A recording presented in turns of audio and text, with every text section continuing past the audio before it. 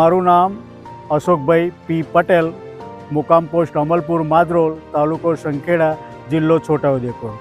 હું છેલ્લા 30 વર્ષથી કપાસની ખેતી કરું છું, પણ છેલ્લા 2-1 વર્ષથી વઢવાના એબીસી શ્રી પાર્થભાઈ સાહેબે મને સલાહ આપી, માર્ગદર્શન આપ્યું કે તમે કૃષિ ઇન્ડિયા લિમિટેડનો કાર્બન અને બાયો એનપીકે વાપરો તો જેથી લાભ થાય. એટલે ગઈ સાલ મેં વાપરેલું અને એમાં થોડો મને ફાયદો થયો. આ વર્ષે તો પાયામાંથી જ મેં કાર્બન નાખેલું છે અને અત્યારે મારો કપાસ લીલોતરીવાળો છે અને અત્યારે નવેમ્બરમાં જ લગભગ 3 ક્વિન્ટલનો સરેરાશ ઉતારો આવી ગયો છે.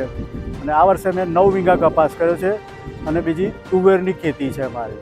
અને તુવેરમાં પ્રથમ પાણીએ અમે જે પાણી લઈએ ત્યારે અમે એનપીકે વાપરવાનો અમારે ગણતરી છે.